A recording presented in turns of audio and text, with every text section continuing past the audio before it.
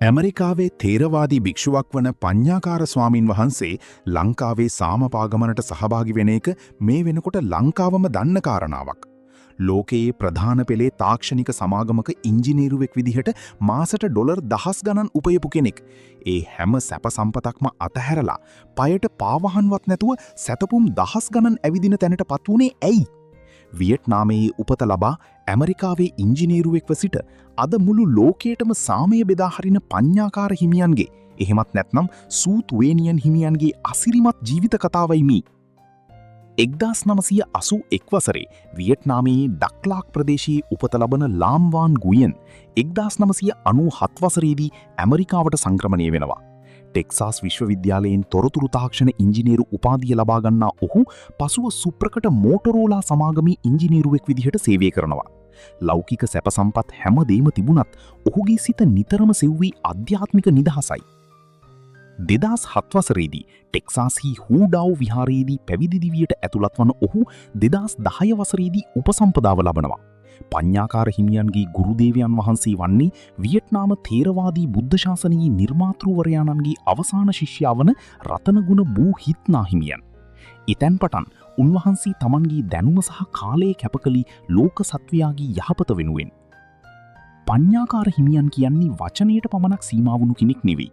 උන්වහන්සේ පිහිටු වූ Hope to Charity Foundation හරහා මුළු ලෝකයේම සුවපත් කරන්න කටයුතු කළා.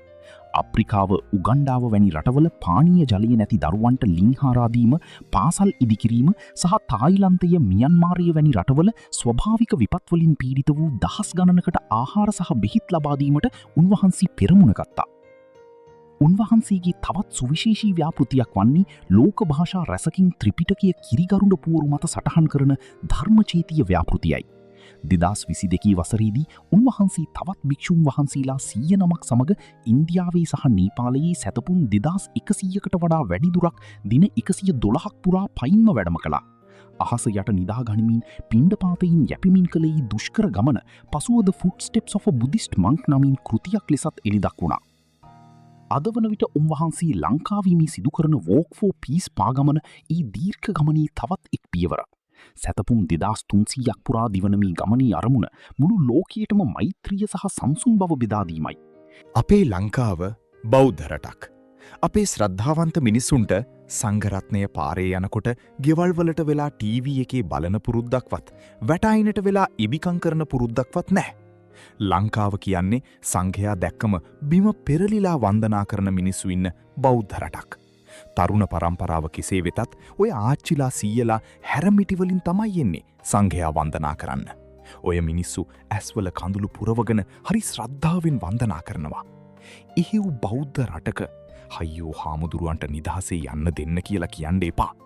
ඒ හාමුදුරුවරු බිම දිගා වෙලා වන්දනා කරන ශ්‍රද්ධාවන්ත මිනිස්සුන්ට ආශිර්වාද කරනවා. උන්වහන්සේලාට ඒක වදයක් නෙවෙයි වෙන්න ඇති. මොකද උන්වහන්සේලා ඇමරිකාවේ පවා එහෙම ආශිර්වාද කළා.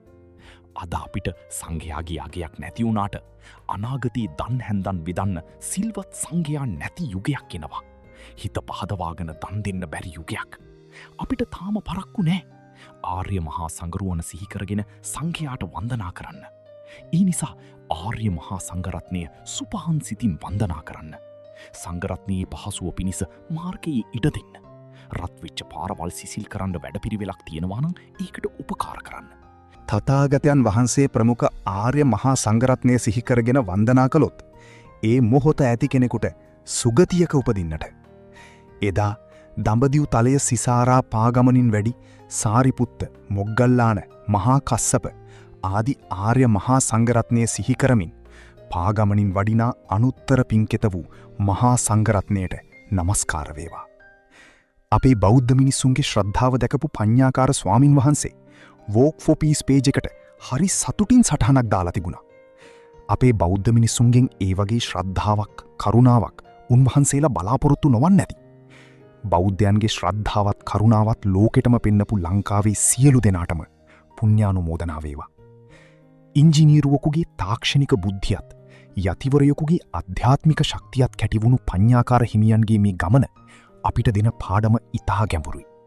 සැබෑ සාමය ඇත්තේ අතහැරීම තුළ බව උන්වහන්සේ පියවරින් පියවර අපට කියා දෙනවා. මේ වගේ වටිනා ජීවිත කතා තව තවත් බලන්න අපේ චැනල් එක සබස්ක්‍රයිබ් කරන්න. තෙරුවන් සරණයි.